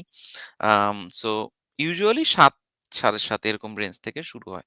বাকিটা হলো আপনার ক্রাইটেরিয়ার উপর ডিপেন্ড করে। আর জিআরই সব জায়গাতে ম্যান্ডেটরি না। বাট জিআরই যেসব জায়গায় থাকে ইউজুয়ালি একটা রেঞ্জ থাকে হলো যেহেতু আর্টস এর জন্য বা আমাদের ইয়ের জন্য ইউজুয়ালি আপনার হলো ২৯৫ থেকে ৩০০ যত আপনি বেটার করতে পারেন। বাট জিআরই এখন অনেক লিনিয়েন্ট। বেশিরভাগ প্রোগ্রামে বিশেষ করে লাস্ট গভর্নমেন্ট হলো জিআরইটা কোভিড এর পরে স্টুডেন্ট ইনটেক বাড়ানোর জন্য জিআরইটা ওয়েভ করে দিছে অনেক জায়গাতে যেটা এখন পর্যন্ত মানে অনেকটাই লিনিয়েন্ট আছে জিআরইর বিষয়ে। আচ্ছা, কিছু কিছু জায়গায় দেখছি যে এখন হয়তো ডুওলিঙ্গো অ্যাকসেপ্ট করা শুরু করেছে কিছু ইউনিভার্সিটিতে। হুম, হুম। তো এগুলো কি সাধারণত ওয়েবসাইটে কি দেওয়া থাকে না যে কোনটা হলে কত স্কোর থাকবে? ফর এক্সাম্পল জিওডিতে ইউজুয়ালি কত? মানে ক্লিয়ারলি মেনশন করা থাকে। ডুওলিঙ্গোর যে বিষয়টা, ডুওলিঙ্গোর সাথে আমি পার্সোনালি কাজ করি ট্রিপল এল এর সূত্রে। আ ডুওলিঙ্গোটা ডুওলিঙ্গোটা আপনি দেখতে পারেন যে অনেক জায়গাতে বলে যেমন আমাদের ওকলাহোমাতে এখানে হলো ডুওলিঙ্গো অ্যাকসেপ্টেড না। সব জায়গাতে ওটা আবার অ্যাকসেপ্ট করে না। ডুওলিঙ্গো টেস্টের আচ্ছা, কিছু ভ্যালিডিটি ইস্যু আছে। তো আ ডুওলিঙ্গোর যে ব্যাপারটা কি, ডুওলিঙ্গো আপনি দিতে পারেন কিন্তু ডুওলিঙ্গোর উপর রিলাই না করাটাই বেটার। এখন আচ্ছা, বাংলাদেশের কারেন্ট IELTS এর সিনারিওতে আসলে কোনটা প্রেফারেন্স হবে আমি এটা জানি না। বা এটা ইন্টারন্যাশনালি কতটা মানে স্প্রেড করেছে সেটাও আমি আসলে জানি না। কিন্তু হুম, আপনার স্ট্যান্ডার্ড এক্সামের উপর রিলাই করাটা বেটার। যদি সেটা হয় আচ্ছা, IELTS গুড না হলে TOEFL। Duolingo আসলে হুম, সব জায়গাতে মানে ইয়া না এখনো। আচ্ছা, কারণ অ্যাকসেপ্টেড না। ওদের যেটা ইস্যুটা কি আপনি ওদের যে মোটো ডুওলিঙ্গোর ডুওলিঙ্গোর তো আমি খুব ডিপলি কাছে আমি ওদের গ্র্যান্টও পেয়েছিলাম একটা বছর ২ এক আগে। তো ডুওলিঙ্গোর মেইন যে ইস্যুটা ওদের যে মোটো যে এক্সাম সেন্টার বা ইত্যাদি ছাড়া ওরা হলো মানে যে কেউ যেকোনো জায়গাতে এক্সাম দিতে পারবে। তো ওদের যে মানে আপনি বাসায় বসেও এক্সাম দিতে পারবেন। তো এখানে কিছু আচ্ছা, ক্যামেরা অ্যাঙ্গেল ইত্যাদি কিছু বিষয় থাকে যেই জায়গাটা ওরা এখনো সেভাবে ডেভেলপ করতে পারে নাই। যেই কারণে ওটা এখন আসলে সব জায়গাতে অ্যাকসেপ্টেড না। বাট যদি আপনি কোনো ইউনিভার্সিটিতে ম্যাচ করছেন বা আপনার প্রোফাইলের সাথে ম্যাচ করছে সেখানে যদি ওরা অ্যাকসেপ্ট করে then it's good. You can of course. It's comparatively less expensive. Okay, thank you. তো মানে আহ, দুইটা পার্সপেক্টিভ, একটা পার্সপেক্টিভ হচ্ছে কেউ যদি মাস্টার্স প্রোগ্রামে যেতে চায়, হুম, আরেকটা পার্সপেক্টিভ হচ্ছে কেউ যদি পিএইচডি তে যেতে চায়। তো মাস্টার্স প্রোগ্রামের ইনফরমেশন গুলো আমি যতটুকু জানা আছে যে ইউনিভার্সিটি গুলো তাদের ওয়েবসাইটে হুম, পুরোপুরি সেটাকে হুম, প্রকাশ করে এবং সেটা একটা গাইডলাইন আছে, সেই অনুযায়ী ইনফরমেশন গুলোকে দিলেই হয়। হুম, এর মাঝখানে হয়তো সিবি, এসওপি এগুলো হয়তো হুম, থাকতে পারে। হুম, বাট যদি কেউ পিএইচডির জন্য যেতে চায় বা হুম, এমফিল এর জন্য যেতে চায়, তাহলে তো তাকে সেটা ম্যানুয়ালি করতে হবে নাকি? হুম। মানে for actually example supervisor search করা। আসলে এটাও ডিপেন্ড করে। এটাও প্রোগ্রাম বা ইয়ের উপর ডিপেন্ড করে। বাট আপনি হলেন সবচাইতে বেস্ট হয় হলো আসলে মাস্টার্স আর পিএইচডি এর অ্যাপ্লিকেশন প্রসেস প্রায় কাছাকাছি। এট লিস্ট এই মানে আমি যে ৩ টা ইউনিভার্সিটিতে আমার হয়েছিল, তো সেই ৩ টা ইউনিভার্সিটিতে আমার হলো মানে একই ধরনের ইয়া ছিল মাস্টার্স এবং ইয়ার। এটার পিছনে একটা কারণ হলো যে আমার হলো আপনার মাস্টার্সে এখন বিশেষ করে মাস্টার্স আর পিএইচডি এর একটা বড় ডিফারেন্স ছিল আগে। আপনার যে ওখানে স্যাম্পল পেপার দিতে হইতো না। PhD paper. সরি পিএইচডি বলতেছি। রিসার্চ পেপার দিতে হইতো না। কিন্তু এখন দিতে হয়। এখন ২ টাতেই দিতে হয় এবং প্রায় সব জায়গাতেই এখন মাস্টার্স আর পিএইচডি যেহেতু ওরা জিআরই ব্যাপারে অনেকটা লিনিয়ার কারণ এখন মাস্টার্স এর অ্যাপ্লিকেশনের জন্য আপনার পেপার চায়। তো ২ টা প্রসেসই মোটামুটি কাছাকাছি। ২ ক্ষেত্রেই বেস্ট অপশন হলো আপনি যদি ডিরেক্ট প্রফেসরের সাথে কমিউনিকেট করতে পারেন, ভেরি গুড। না হলে হলো গ্র্যাজুয়েট কোঅর্ডিনেটর। প্রতিটা প্রোগ্রাম, প্রতিটা ইউনিভার্সিটির প্রতিটা প্রোগ্রামের বা প্রতিটা ডিপার্টমেন্টের একজন গ্র্যাজুয়েট কোঅর্ডিনেটর থাকে। আপনাকে ওই গ্র্যাজুয়েট কোঅর্ডিনেটরটা খুঁজে বের করতে হবে এবং গ্র্যাজুয়েট কোঅর্ডিনেটরের সাথে যোগাযোগ করতে হবে। এটা ম্যান্ডেটরি। আর গ্র্যাজুয়েট কোঅর্ডিনেটরের সাথে যোগাযোগ করলে ইউজুয়ালি গ্র্যাজুয়েট কোঅর্ডিনেটররা সব ডিটেইলে বলে দেয়। এরপর যদি আপনি কোনো স্পেসিফিক প্রফেসরের ব্যাপারে ইন্টারেস্টেড হন বা তার সাথে কাজ করতে চান, এটা ইউজুয়ালি ইংলিশ ডিপার্টমেন্টের ক্ষেত্রে বা অ্যাপ্লাই লিঙ্গুইস্টিক্স এর ক্ষেত্রে ২ ভাবে কাজ করে। আপনি আগে যোগাযোগ করেও করতে পারেন বা এখানে দেখা যায় বেশিরভাগ ক্ষেত্রে কোর্স ওয়ার্ক এর ক্ষেত্রে যে আপনি কোর্স ওয়ার্ক শেষ করতে, করতে আপনি একটা এরিয়া সিলেকশন করবেন আমাদের ক্ষেত্রে যেটা। যে কারণে আসলে ইউএস পিএইচডি অনেক সময় লাগে। এবং এই কারণেই যখন আসলে মানে স্পেসিফিক্যালি অ্যান্সার দেওয়া যায় না যে আপনার পিএইচডি কবে শেষ হচ্ছে। বা এই কারণটা অনেক ভ্যারিয়েবলস এর উপর ডিপেন্ড করে। It's a long game actually. তো এই কারণে দেখা যায় যে কি প্রফেসর সিলেকশনটা কোর্স শেষ করতে, করতেও করা যায়। আমি কোর্স শেষ করতে, করতে আমি একটা স্পেসিফিক এরিয়া সিলেক্ট করলাম। সাপোজ আপনি English for specific purposes suppose. তো ধরেন আপনি ইংলিশ ফার্স্ট আপনি আগে হয়তো আপনার ইন্টারেস্ট ছিল সোশ্যাল লিঙ্গুইস্টিক্স নিয়ে। আপনি কোর্স ওয়ার্ক করতে, করতে আপনি ফিল করলেন যে না আমি সোশ্যাল লিঙ্গুইস্টিক্স ফিল্ডে কাজ করব না। আমি কাজ করব ইংলিশ ফর স্পেসিফিক পারপাসেস বা এই পার্টিকুলার মানে সাব জনরাতে আমি কাজ করব। বা দেখা গেল যে আপনি ডিসাইড করলেন যে না আমি ল্যাঙ্গুয়েজ টেস্টিং এন্ড ইভালুয়েশন নিয়ে কাজ করব। তখন ওই ডিপার্টমেন্টে এই ফিল্ডে কোন প্রফেসর আছে বা কে ইন্টারেস্টেড আপনি তার সাথে কথা বলতে পারেন। এটা আসলে মোস্ট অফ দ্যা কেসে আসার পরের আরকি ইয়া। আসার আগে আসলে এটা অতটা ভ্যারি করে না ইউজুয়ালি। বাট হ্যাঁ, আপনার ওই এসওপি বা ইয়েতে কিভাবে সাজাচ্ছেন সেটার উপর ডিপেন্ড করে যেটার জন্য আসলে গ্র্যাজুয়েট কোঅর্ডিনেটর ভালো রিপ্লাই দিতে পারবে। ঠিক আছে? Thank you very much. So একটু একটা প্রসঙ্গ মাঝখানে একটু গিয়ে আসি, কারণ হুম, অনেকেই হুম। ভিসা জটিলতার কথা চিন্তা করে অনেকেই অ্যাপ্লাই করে না, হ্যাঁ। যে না এরকম ধরনের প্রবলেম হতে পারে, এটা ধরনের প্রবলেম হতে পারে, ইউএসএ তে সমস্যা এটা হুম, সেটা। হুম। তো অনেকে ইউএসএ তে না করে অস্ট্রেলিয়াতে অথবা ইউরোপীয় কান্ট্রিতে গুলোতে অ্যাপ্লাই করে। হ্যাঁ, সো এটা ট্রু। এইটার সাথে এইখানে অ্যাপ্লাই এর সাথে ভিসা প্রসেসিং এর কোনো জায়গা মাথায় এখানে রাখতে একটা হবে জিনিস কি? আমি ক্লিয়ার করে দেই। ইউজুয়ালি যেটা পিকচার আরকি, যেটা সত্যি প্র্যাকটিক্যাল পিকচার। অন্যান্য দেশে আপনি সবচেয়ে বেশি আপনি যদি রিয়েলি স্কলারশিপ নিয়ে আসতে চান, ফুল ফান্ডেড স্কলারশিপ নিয়ে আসতে চান, ইউএসএ তে সবচেয়ে বেশি অপরচুনিটি। যেটা সত্যি কথা। অন্যান্য দেশে আপনি এত স্কলারশিপ পাবেন না। আপনি হয়তো সেলফ ফান্ডে আসতে পারেন বা লিমিটেড স্কলারশিপ বা হাফ ফান্ড বা হলো এই ধরনের ইয়েতে পাওয়া যায়। পাওয়া যায় না আমি তা বলছি না। আমি নাম্বার অফ স্কলারশিপ বা অ্যামাউন্ট অফ স্কলারশিপ এর কথা বলছি। যেটা ইউএসএ সবচেয়ে বেশি। কিন্তু অন্যান্য দেশে যদি আপনি অ্যাডমিশন হয়, ইভেন ফান্ড নাও হয়, স্কলারশিপ নেওয়া হয়, আপনার যদি অ্যাডমিশন হয় মোটামুটি ধরে নেওয়া হয় যে আপনি ভিসা পাবেনই। যেটা ইউএস এর ক্ষেত্রে এটা ট্রু না। এখানে ফুল ফান্ড নিয়েও প্রচুর মানুষের ভিসা রিজেক্ট হয়। তো ওটা আপনার আগের প্রসেস না, আগে তো আপনাকে অ্যাডমিশন ফান্ড ইত্যাদি কনফার্ম করতে হবে। ভিসা প্রসেস শুরু হয় আপনি ইউনিভার্সিটি থেকে যখন I-20 পাবেন তারপর। তারপর visa is a different game. That's a different different area, different discussion. বিশেষ করে বর্তমান সময়ে ভিসা খুবই কমপ্লিকেটেড সত্যি কথা যেটা। ঠিক আছে? আপনি ফুল ফান্ড নিয়েও প্রচুর ভিসা রিজেকশন হয়। তো আপনি যদি ইউএস তে পড়তে আসতে চান, ওটা আসলে একটা মাথায় রাখার বিষয়। এটা আপনাকে হয়তো কেউ যারা ইউএস তে পড়ছে, কেউ হয়তো ডিরেক্ট বলবে না যে না ভিসা পাওয়া যায় ইত্যাদি। That's not true. এটা কমপ্লিকেটেড। যেটা সত্যি কথা, প্র্যাকটিক্যাল কথা। ঠিক আছে? কিন্তু আপনি এ সহজ কথা। মানে যেটা হলো যে, যেটা কমপ্লিকেটেড ওটার ভ্যালু বেশি। এটাই life. That's how life works. ঠিক আছে? আ আপনি এখানে ফান্ড পাচ্ছেন। ফুল ফান্ডের স্কলারশিপ বা অপরচুনিটিটা বেশি। যে কারণে ভিসা প্রসেসটাও একটু জটিল আসলে ইউএসএ তে। এটা শুধুমাত্র আমাদের স্টুডেন্টদের জন্য না, যেকোনো ক্ষেত্রে ইউএস এর ভিসা প্রসেসটা একটু জটিল। এটা মাথায় রাখতে হবে, বাট এটা ডিসকারেজিং না। এমন না যে হচ্ছে না। আসলে তো মানুষ হচ্ছে, আসতেছে, আমরা এসছি। ঠিক আছে? তো কানেক্টেড বাট ডিমোটিভেটিং না। Okay, thank you. Thank you. Funding এর কথা যেহেতু আসলে, স্কলারশিপের কথা যদি আসলে, তো আমি একটু জানতে চাইবো যে কি কি ধরনের ফান্ডিং বা স্কলারশিপের অপরচুনিটি আমাদের স্টুডেন্টদের জন্য আছে, বাংলাদেশের স্টুডেন্টদের জন্য আছে, কিভাবে তারা সেটাকে সিকিউর করতে পারবে। বাট এর আগে আমরা হুম। একটু বিরতি নিয়ে আসতে চাই হ্যাঁ, এবং হ্যাঁ, সিউর। বিরতিতে দিয়ে আসতে চাই। তারপর আমরা এই কোশ্চেনের আনসার দিয়ে শুরু করবো। প্লিজ, হ্যাঁ, গো হেড। নাসিম ভাই।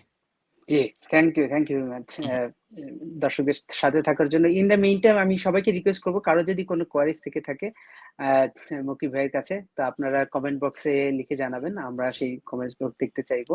সো একজন দর্শকের কোশ্চেন দিয়েছেন, আমরা সেই কোশ্চেনটা নিব এই হুম। কোশ্চেনটা নেওয়ার পরে। জি।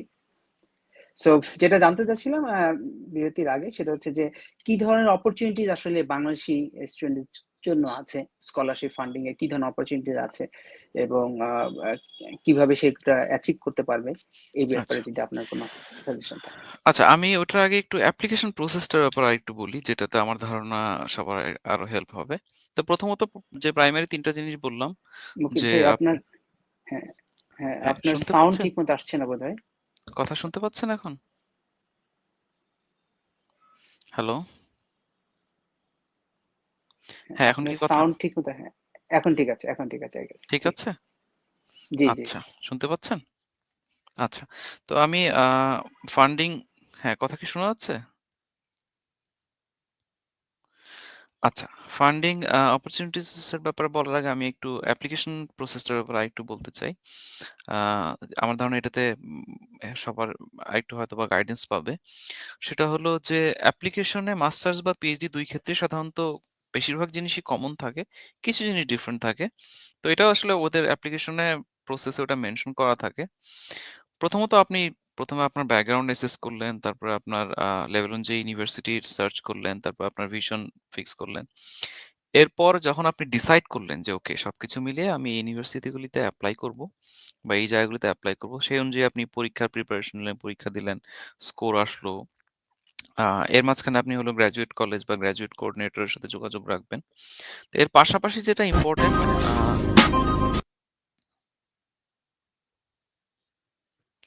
তো এর পাশাপাশি যেটা একটা ইম্পোর্টেন্ট ব্যাপার, সেটা হলো যে আপনার অ্যাপ্লিকেশন প্যাকেটের বেশ বেশ কিছু কম্পোনেন্ট থাকে। এটা কিছুটা ভ্যারি করে, বাট কিছু জিনিস কমন থাকে।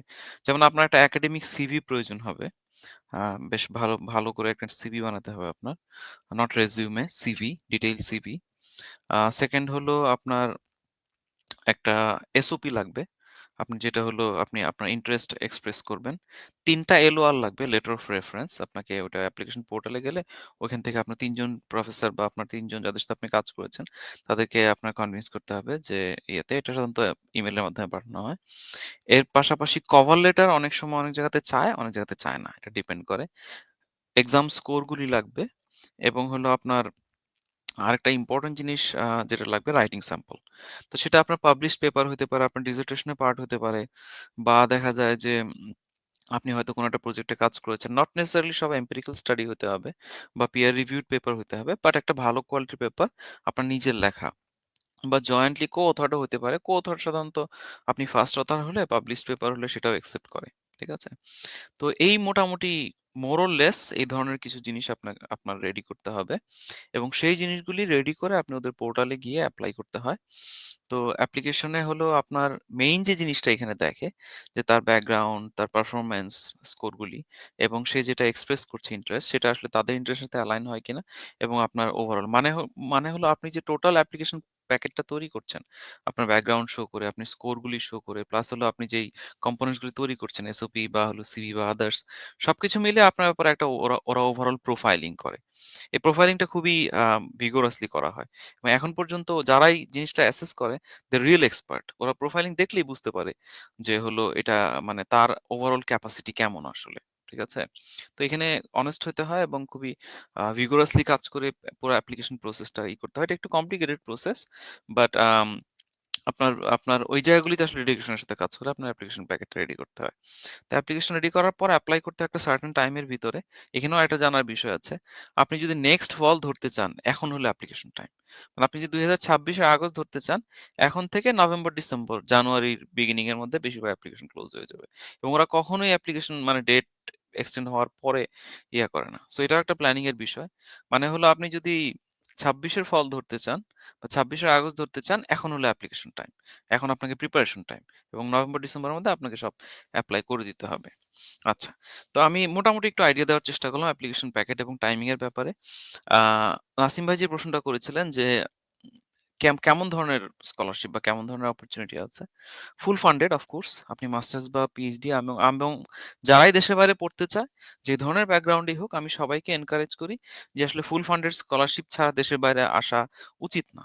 মানে আমার কাছে এটা মনে হয়। অনেকেই আসে, অনেকে সেলফ স্পন্সরে আসে। বা ইয়েতে আসে, গভর্নমেন্ট স্কলারশিপে অনেকে আসে। That is also very good. But আপনার সেটা যদি না থাকে, আপনি পার্সোনাল লেভেল থেকে চেষ্টা করেন, যেটা আমরা করেছি। সেক্ষেত্রে আপনি ফুল ফান্ডেড স্কলারশিপের জন্যই ট্রাই করবেন। এখানে আমার মতামত হলো আপনি নিজের টাকা খরচ করে আসার চাইতে আপনি ১ বছর বেশি সময় নিয়ে আপনি যদি একটু এফোর্ট দিয়ে ভালো একটা স্কলারশিপ নিয়ে আসতে পারেন, আপনার প্রোফাইলের জন্য ভালো, আপনার এখানে সারভাইভাল এর জন্যই ভালো, এবং হলো আপনার ভিসা প্রসেসটা কম্পারেটিভলি ইজিয়ার হয় বা মোটামুটি একটা সার্টেনিটি কাজ করে। বাট সেলফ স্পন্সরের ক্ষেত্রে সবসময় এটা করে না। US visa is unpredictable still. তো ফুল ফান্ডেড স্কলারশিপ সাধারণত আর্টস বা অ্যাপ্লাইড লিঙ্গুইস্টিক্স এর ক্ষেত্রে ৯ মাসের দেওয়া হয়। সামারটা এখানে ওপেন থাকে। সামারে হলো করা যায়। বাট সামারে সবাই আসলে কোনো না কোনো কাজ ম্যানেজ করে নেয়। মানে আমি যেমন এইবার যেমন আমি ইংলিশ ডিপার্টমেন্টে কাজ করি। কিন্তু এই সামারে আমি ৩ মাস হলো এডুকেশন ডিপার্টমেন্টে রিসার্চ অ্যাসিস্ট্যান্ট হিসেবে মানে আরই হিসেবে কাজ করেছি। তো সামার টাইমটা বাদে মোটামুটি ৯ মাসের ফুল ফান্ডেড স্কলারশিপ দেওয়া হয় এখানে। সামারটা সবাই যার মতন করে ম্যানেজ করে নেয়। অ্যাপ্লাইড লিঙ্গুইস্টিক্স ফিল্ডে বা প্রোগ্রাম বা ইউনিভার্সিটি ভ্যারি করে। আর মাস্টার্সের ক্ষেত্রে দেখা যায় যে একই ধরনের স্কলারশিপ থাকে, বাট অ্যামাউন্টটা একটু কম বেশি হয়। ঠিক আছে? আর স্কলারশিপের মধ্যে বেশ কিছু ক্রাইটেরিয়া থাকে। যেমন আপনি যদি কোনো প্রফেসরের প্রজেক্টে আসছেন, ধরেন কোনো প্রফেসর এনএসএফ ফান্ড আছে বা গ্র্যান্ট আছে। আপনি সেই প্রফেসরের সাথে আসছেন, সেক্ষেত্রে আপনাকে প্রফেসরের সাথে কমিউনিকেট করে সেই প্রফেসর যদি স্টুডেন্ট নেয়, আপনাকে সেই ইয়াতে আসবে। আর আমাদের ক্ষেত্রে যেটা হয়, অ্যাপ্লাইড লিঙ্গুইস্টিক্স বা ইংলিশ ডিপার্টমেন্টের ক্ষেত্রে বেশিরভাগই আমরা আসি ইদার গভর্নমেন্ট ফান্ডে অথবা স্টেট ফান্ডে। আমি যেমন এসেছি গভর্নমেন্ট ফান্ডে। মানে সরকারি স্কলারশিপ আরকি। সরকারি স্কলারশিপে এসেছি। তো এই মোটামুটি কয়েক ধরনের স্কলারশিপের ক্রাইটেরিয়া। হ্যাঁ, নাসিম ভাই। জি, ধন্যবাদ আপনাকে। আমরা এই মুহূর্তে আমাদের একজন অডিয়েন্সের কোশ্চেন নিয়ে আসতে চাচ্ছি। হুম, হুম। উনি জানতে চেয়েছেন যে উনি গত বছর একটা আনকন্ডিশনাল অফার লেটার পেয়েছেন ইউনিভার্সিটি অফ আলাবামা থেকে, কিন্তু জানতেন না যে ফান্ডিংটা সিকিউর কিভাবে করবেন। সো এই ব্যাপারে কোনো সাজেশন আছে কিনা যে এই ধরনের সেটা letter? What is unconditional offer letter? Unconditional offer letter. আমি দ্যাট মিনস আনকন্ডিশনাল কোনো কোনো আলাদা কোনো হয়তো কন্ডিশন তো ছিল না, মানে আচ্ছা, আমি যে সেটা এটা অবশ্য করতে হবে এটা করতে হবে, এটা এই ধরনের হতে এটা পারে। বলতে পারছেন ইউজুয়ালি ফান্ডিং এর ক্ষেত্রে যেটা হয়, আম আপনি যখন অ্যাডমিশনের জন্য এপ্লাই করছেন, অ্যাডমিশনের জন্য এপ্লাই করতে গেলে আপনাকে তখন অনেক ইউনিভার্সিটি বা অনেক প্রোগ্রাম আপনার ওটার সাথেই দেখা যায় যে টিচিং অ্যাসিস্ট্যান্টশিপের বা হলো ফান্ডিং এর অ্যাপ্লিকেশন ওটার সাথে মানে অ্যাটাচ থাকে, একসাথেই এপ্লাই করতে হয়। আবার অনেক জায়গাতে দেখা যায় যে আপনার হলো আলাদা করে হলো ফান্ডিং বা অ্যাডমিশন বা টিএশিপ এর জন্য অ্যাডমিশনের পাশাপাশি আলাদা করে এপ্লাই করতে হয়। এখন আপনি কোন প্রোগ্রামে এপ্লাই করছেন সেটার উপর ডিপেন্ড করে বা ওদের সিস্টেমটা কি আসলে। ঠিক আছে? যেমন ধরেন আবার অনেক জায়গাতে দেখা যায় যে অনেক সময় অ্যাডমিশন হয় কিন্তু ফান্ডিং হয় না। এটা ডিপেন্ড করে ওদের ফান্ডের উপর। ওরা কয়জন নিবে বা দেখা গেছে যে কম্পিটিশন থাকে অনেক বেশি ইত্যাদির উপর ডিপেন্ড করে। তো সেই ক্ষেত্রে আপনি যেটা আমার ধারণা যেটা উনি যেটা বলেছেন, জিজ্ঞেস করেছেন যে উনার সম্ভবত অ্যাডমিশনের অফার লেটার পেয়েছেন, ফান্ডিং হয় নাই। তো এটা আসলে ওদের মানে ইয়ের উপর ডিপেন্ড করে, এভেইলেবিলিটির উপর ডিপেন্ড করে বা ইয়ের উপরে ডিপেন্ড করে। ঠিক আছে? আ জি, আ thank you very much.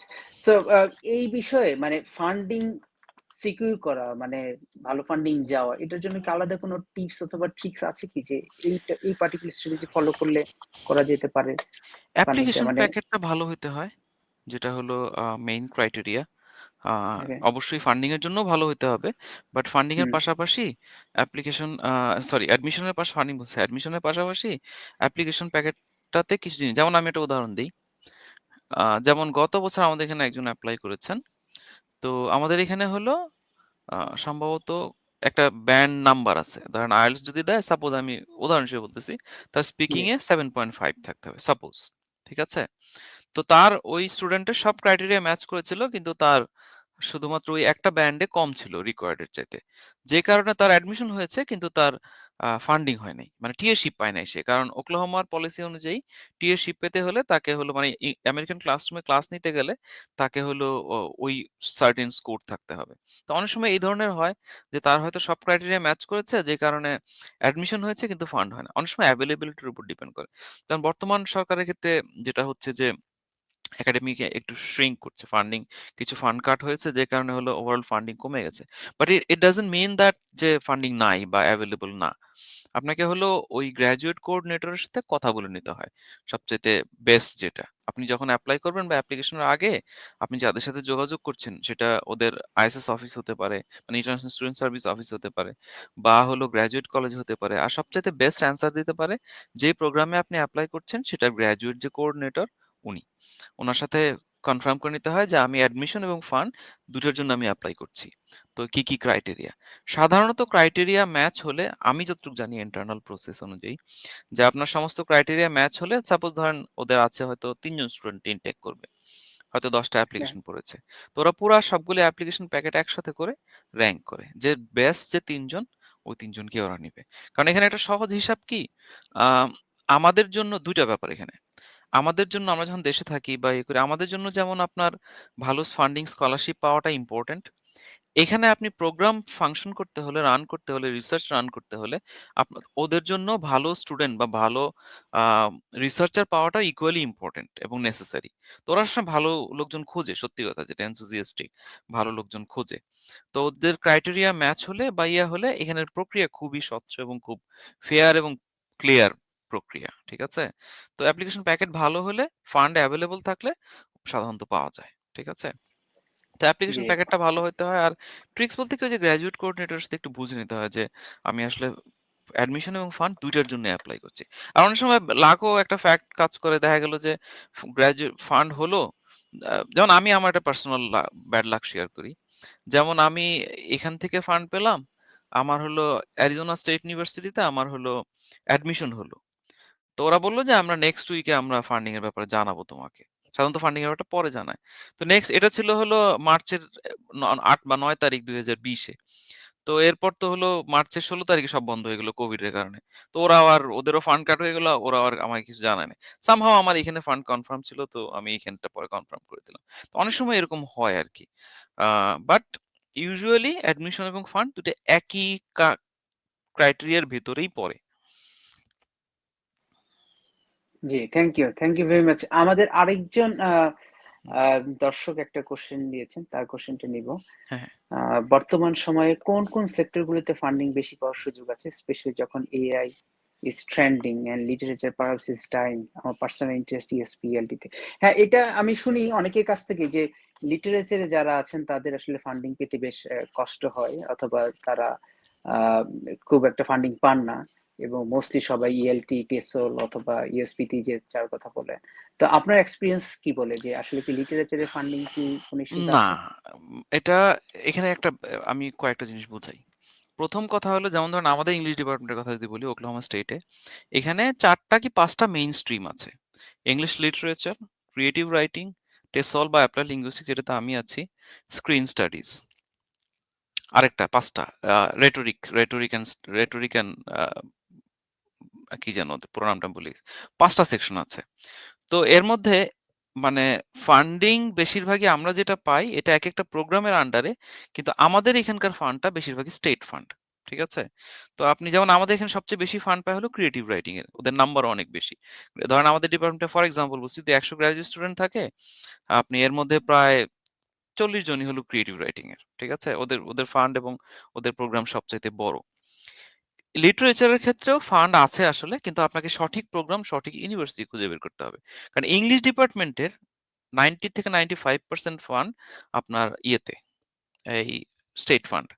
So state fund আসলে আপনি লিটারেচার না, আপনি স্ক্রিন স্টাডিজ না, আপনি রেটরিকে আছেন, নাকি আপনি টেসলে আছেন, it doesn't matter much until আপনি যে প্রফেসরের সাথে কাজ করছেন তার নিজস্ব ফান্ড আছে, কোনো এনএসএফ গ্র্যান্ট আছে, টুয়োলিঙ্গো ফান্ড আছে, বা অন্য কোনো তার নিজের ফান্ড আছে, যেই ফান্ডে সে স্টুডেন্ট ইনটেক করছে।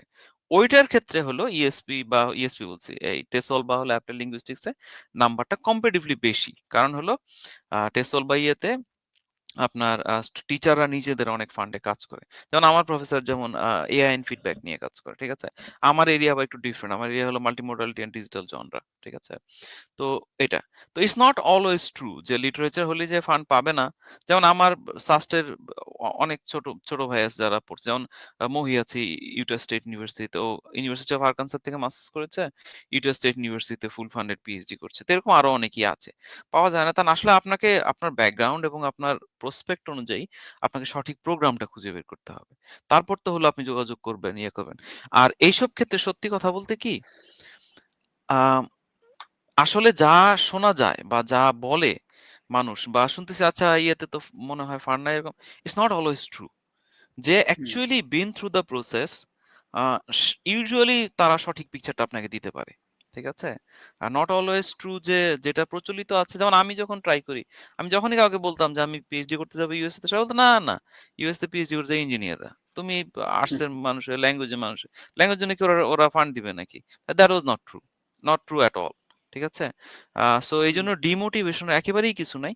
আপনি যেই ব্যাকগ্রাউন্ডেরই হন, বা হলো রেটরিক যদি হয়, বা হলো লিটারেচারে যদি হয়, দেয়ার আর ফান্ডস, বাট আপনাকে আপনার ওই এনথুজিয়াস্টিক্যালি খুব ডেডিকেশনের সাথে আসলে বের করতে হবে। দ্যাটস দ্য চ্যালেঞ্জিং পার্ট আসলে। ওটা ওটা একটু difficult. Right, right, right. Thank you very much. I hope this information will help our audience, especially who আরেকটা are কথা, একটু সরি aspiring. ভাই আপনাকে জি, ইন্টারাপ্ট করি। জি, জি, please, please, please. আমি কাউকে ডিসকারেজ করছি না, বা আমি কাউকে মানে ক্রিটিসাইজও করছি না। বাট আমি যেটা দেখেছি, যেটা সত্যি কথা, জি, আ এজেন্সি আছে নাকি অনেক। ঠিক আছে? আমি যেহেতু হুম, নিজেই সবকিছু আমি নিজেই করেছি, ভিসা প্রসেস থেকে শুরু করে ইয়ে থেকে শুরু করে, এজেন্সির সব কথা বিশ্বাস করবেন না দয়া করে। কারণ এজেন্সি মিথ্যা কথা বলছে আমি তা বলতেছি না। বাট ওরা প্রচুর রং ইনফরমেশন দেয়। কারণ হুম, এজেন্সিতেও যে কাজ করছে, এজেন্সি কিভাবে ফাংশন করে, ওখানে ওই আপনার আমার মতো কেউ একজন বসে ঘাটে, সেই আপনাকে তথ্যগুলি দেয়। ঠিক আছে? সো হুম, ওরাও যদি বলে যে, "না এটা পাবেন না, ওটা হবে না।" That's not always true. আর আরেকটা কথা কি দেখেন, আমাদের প্রত্যেকেরই একটা নিজস্ব রিয়েলিটি আছে। এখন কেউ একজন হয়তো বলতেছে, "ও তুমি এটা করো না।" "আরে না ওটা হবে না।" It's not true. কারণ হলো হুম, তার রিয়েলিটি আর আমার রিয়েলিটি ডিফারেন্ট। এখন ধরেন আমি এখন ইউএসএ তে আছি। আমার একটা ছোট ছেলে আছে, আমার ওয়াইফ আছে, আমি ফ্যামিলি নিয়ে থাকছি। আমার যে এখানকার প্যাটার্ন বা আমার যে স্ট্রাকচার বা আমি যেভাবে কাজ করছি বা আমি যেভাবে ফাংশন করছি, একটা ফ্রেশ গ্র্যাজুয়েট যে এসছে, মাস্টার্স করছে, একা থাকছে, তার রিয়েলিটি কিন্তু ডিফারেন্ট আমার থেকে। ঠিক আছে? তো এরকম আসলে right, ভ্যারি করে। এজন্য আপনার ব্যাকগ্রাউন্ড অনুযায়ী, আপনার প্রসপেক্ট অনুযায়ী আপনি আসলে কোনটা চান, সে অনুযায়ী আপনাকে খুব ডেডিকেটেডলি বের করে নিতে হবে। আমি আবারও বলছি, ডিমোটিভেশনের একদম কোনো কারণ নাই। আসলে প্রচুর ফান্ড আছে, বা ইয়ে আছে। বাট আপনাকে enthusiastically ওটা পোর্ট্রে করতে হবে। যে, না আমি এলিজিবল, আমি এগার। বিষয়টা অনেকটা এরকম আসলে। ঠিক আছে? মানে হুম, আমি যেটা দেখেছি, এটা আমার টেক বা আমার পার্সপেক্টিভ। হুম। তো মুকিব ভাই, কতদিন ধরে আপনি আছেন ইউএসএ তে এখন পর্যন্ত? আমার ৪ বছর কমপ্লিট হলো। আমি 5th ইয়ারে আছি ওকে, এখন। ওকে। সো এই ৪ বছরে মানে ধরেন বাংলাদেশে একটা পরিবেশ থেকে গিয়েছেন, আবার আরেকটা পরিবেশে জয়েন করেছেন। কি সমস্যা ফেস করেছেন কিনা, বা বাংলাদেশি স্টুডেন্ট যারা যাবে হুম, তারা হুম। কি সমস্যা ফেস করেছে কিনা? আ সেটা একটা ফ্যাক্টর। এবং আরেকটা জিনিস, এটা হ্যাঁ, এই হ্যাঁ। কোয়েশ্চেনটার আগে সরি আমি হ্যাঁ, হ্যাঁ। না, না, সমস্যা ভুলে নেই। গিয়েছিলাম। সেটা হচ্ছে যে অনেকে একটা জিনিস চিন্তা করে যে স্টাডি গ্যাপের বিষয়টা চিন্তা করে যে হুম, স্টাডি হুম। গ্যাপ কি ফান্ডিং এর ক্ষেত্রে বা অ্যাডমিশন এর ক্ষেত্রে কোনো ইমপ্যাক্ট ফেলে কিনা? যে কিরকম, বা আপনার বেলায় ইমপ্যাক্ট ফেলেছিল কিনা, এরকম কোনো ইস্যুস বা আছে কিনা? উম স্টাডি গ্যাপ, আমি আপনাকে আগে স্টাডি গ্যাপের বিষয়টা বলি। স্টাডি গ্যাপ আসলে ইমপ্যাক্ট ফেলে কিনা আমার আসলে জানা নাই। আমার ক্ষেত্রে যেটা হয়েছে কি, আমি সাস থেকে এসেছি, এর আগে আমি তো মাস্টার্স করেছি, আমি টিচিং এ ঢুকেছি। টিচিং এও খুব কনজিকিউটিভলি আসলে রিসার্চ আর ইয়ে মানে লেকচারার থেকে সিনিয়র, সিনিয়র থেকে অ্যাসিস্ট্যান্ট প্রফেসর হয়ে পরে আমি চলে আসছি। ফলে আমার আসলে কাইন্ড অফ মানে প্রফেশনাল লাইফ এ ছিলাম। কিন্তু কাইন্ড অফ আমি পড়াশোনার উপরই ছিলাম। ফলে ওটা আমার খুব বেশি এখানে একটা মেজর প্রবলেম হয়। স্টাডি প্যাটার্নটা আলাদা। পড়াশোনার ধরনটা একেবারেই আলাদা। এখানে সত্যি কথা বলতে কি, ইউএসএ তে আসার পরে আপনাকে রাস্তা পার হওয়া থেকে শুরু করে বাথরুম ইউজ করা, পড়াশোনা, রিসার্চ করা, প্ল্যাটফর্ম ইউজ করা, বা হলো টেকনোলজি ইউজ করা, সবকিছু একদম ছোট বাচ্চাদের মতো করে শিখতে হয়। সবকিছুই, এভরিথিং। এবং আপনি যখন আদার্স সংগঠনের সাথে কাজ করবেন, বা হলো আপনি যখন হলো আ কোনো স্কিল ডেভেলপ করবেন নিজে, সেটা কোডিং হোক, ওয়েবসাইট ডিজাইন হোক, বা ভিজুয়ালাইজ, বা কোনো পার্টিকুলার প্ল্যাটফর্ম হোক, বা এআই হোক, সবকিছুই না একদম মানে আপনাকে ছোট বাচ্চাদের মতো করে শিখতে হয়। Which is challenging. সত্যি কথা যেটা। সবচেয়ে বড় চ্যালেঞ্জ যেটা আমি ফেস করেছি, যে আমি যে ধরনের পড়াশোনা যেভাবে আমরা পড়ে এসেছি, বা হলো আমরা যে ধরনের আম টেকনোলজি ইউজ করে অভ্যস্ত, এখানে ওটা ডিফারেন্ট। আমার পিকচারটা একটু ডিফারেন্ট ছিল। কারণ হলো আমি এসেছিলাম একদম মিডল অফ কোভিড। যে কারণে অনেক কিছু রিমোট ছিল, লোকজন ওইভাবে ছিল না, আমি কারো সাথে কনসাল্ট করব, যেটা সুযোগ কম ছিল। বাট ওভারঅল একটা কালচারাল শক কাজ করে। ইউএসএ তে আসলে আপনি, আবারও বলতেছি, একদম লিটারেলি আপনাকে রাস্তা পার হওয়া থেকে শুরু করে আপনার লাইফের প্রতিটা জিনিস আপনাকে একদম ছোট বাচ্চাদের মতো করে শিখতে হয়। বাট এখন যেটা হয় কি, এখানে স্টুডেন্ট অর্গানাইজেশন গুলি আছে। আমরা যেমন হেল্প পেয়েছি, আমরা যেমন নতুন যারা আসে তাদেরকে হেল্প করার চেষ্টা করি।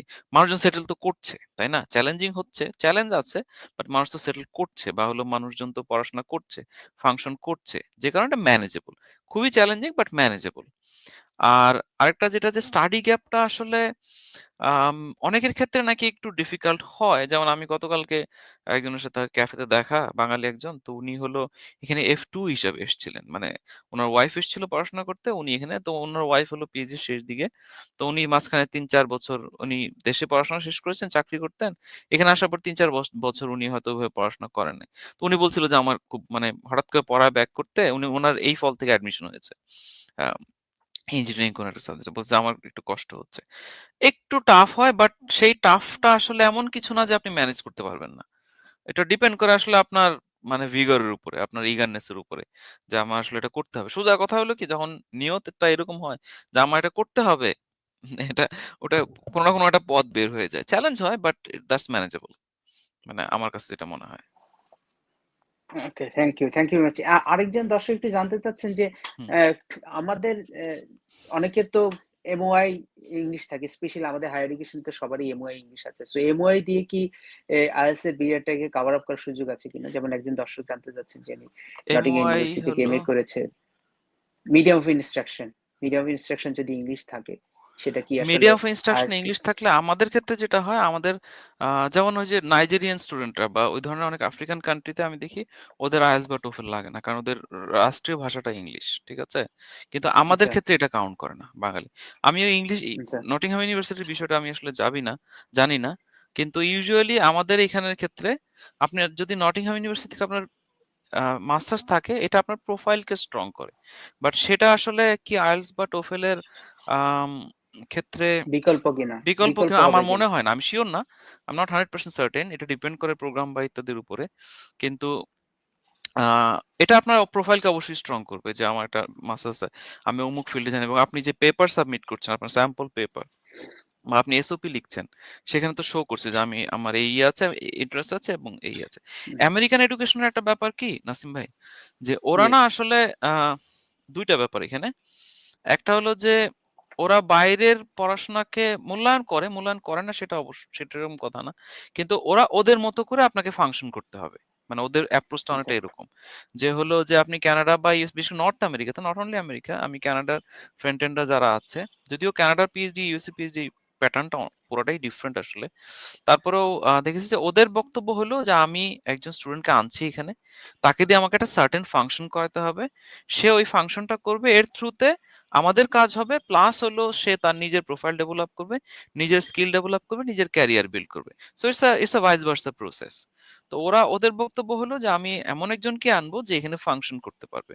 সেটা হলো রাইট, স্কোর বা ইত্যাদি সবকিছু মিলে ওরা আসলে ওইটা দেখে। আর এখানকার পড়াশোনার বিষয়টা আসলে it's all about skill and functioning, সত্যি কথা যেটা। ওকে, এখন আমি হুম, হয়তো অনেক, অনেক খুব ডিপ রিসার্চ আইডিয়া ডেভেলপ করছি, সেটা ভ্যালুয়েবল, বাট সেটা আনটিল আমি আসলে ফাংশনিং লেভেলে, সেটা পাবলিকেশন হোক, ক্লাসরুম টিচিং হুম, হোক, বা হলো কোনো টেকনোলজি ইমপ্লিকেশন হোক, সে ফাংশনিং লেভেলে নেওয়াটা হলো more valuable, at least in the north আমেরিকাতে।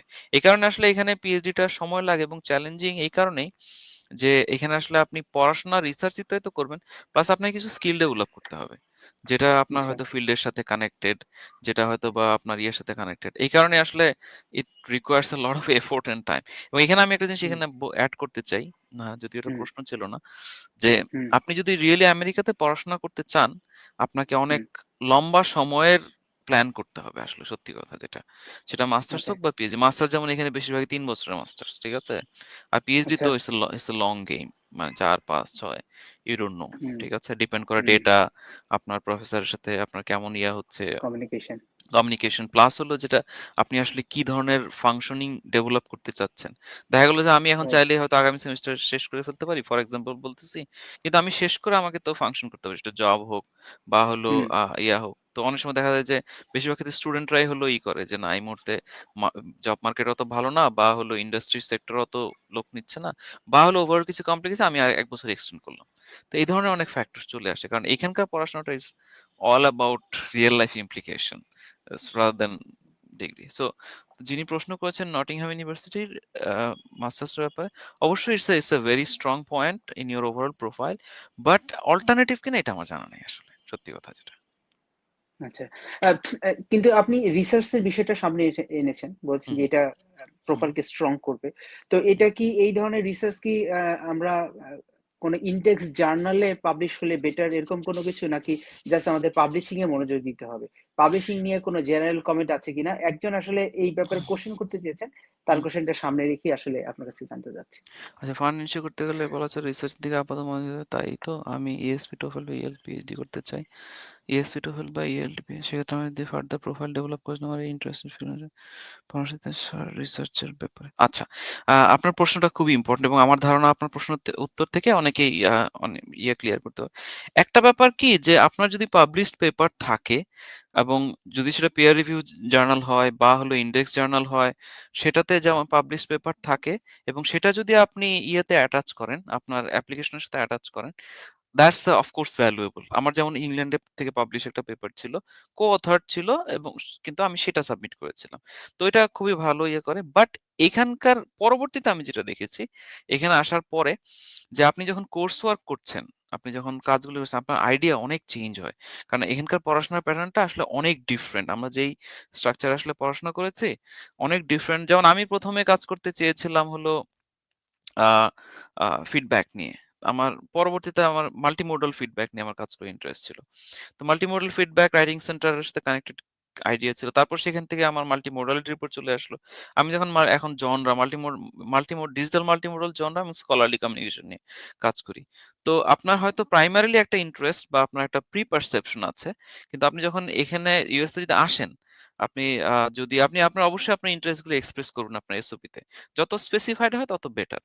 নট নেসেসারিলি আপনি শুধুমাত্র রিসার্চে ফোকাস করলেই যে আপনার ফান্ড এনশিওর হবে, বিষয়টা ওরকম না। অবশ্যই আপনার যদি রিসার্চ পেপার থাকে, পাবলিশড পেপার থাকে, it's a very strong point. It's one of the points, not the only point. It's one of the points. But আপনার ওই এরিয়া স্পেসিফিকেশন এবং এটা আসলে এখানে আসার পর অনেক চেঞ্জ হয়। আপনি যখন কোর্স ওয়ার্ক করবেন, ইত্যাদি করবেন, তখন অনেক চেঞ্জ হয়। সো আপনার প্রশ্নটার উত্তর যদি দেই, রিসার্চ অবশ্যই ইম্পোর্টেন্ট, পাবলিশড পেপার অবশ্যই important, but that's not the only thing that is important to get funding. ঠিক আছে? তো এটা শুধুমাত্র একটা ফ্যাক্টর, মানে এটা one of the factors, strong hmm. Factors, but not the only factors, something like that. Okay, thank you very much.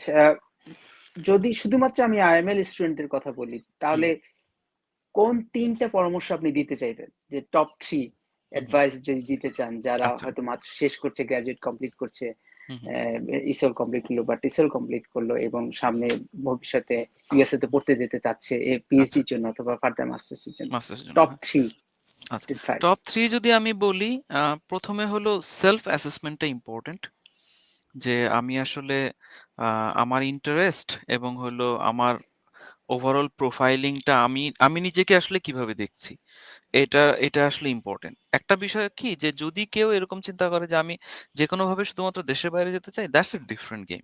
আর যদি কেউ চিন্তা করে যে না আমি একটা ভালো ফান্ডিং নিয়ে স্কলারশিপ নিয়ে দেশের বাইরে যাব এবং আমি আমার ক্যারিয়ার বিল্ড করব। সেটা দেশে হোক, বিদেশে হোক বা যেখানেই হোক, সেটা অন্য বিষয়। সেক্ষেত্রে আসলে আপনাকে একটু নিজেকে একটু সেলফ অ্যাসেস করতে হবে। যে আমার স্ট্রং পয়েন্ট কোনগুলি? আমি যদি রিসার্চ ভালো করি দ্যাটস আমার স্ট্রং পয়েন্ট। আমার স্কোর ভালো করতে হবে দ্যাটস অ্যানাদার স্ট্রং পয়েন্ট। তো ১ম এ আমি একটা সেলফ ইভ্যালুয়েশনটা আমি একটু ইম্পোর্ট এবং আমি কোন আমার ভিশনটা কি আসলে আমি কি করতে চাই বা কি অ্যাচিভ করতে চাই এটা একটা ইম্পর্টেন্ট। সেকেন্ড হলো এক্সপ্লোর করা। এক্সপ্লোরেশনটা খুবই ইম্পর্টেন্ট। এক্সপ্লোরেশন এবং কমিউনিকেশন ইটস অলমোস্ট মানে কি বলবো? That is the heart of the whole thing. আপনি যত এক্সপ্লোর করবেন আপনার যদি সেলফ ইভালুয়েশন ক্লিয়ার থাকে, তারপর আপনি যদি এক্সপ্লোর করেন অসংখ্য প্রোগ্রাম আছে, অসংখ্য অপরচুনিটিস আছে, অসংখ্য ফান্ডিং আছে।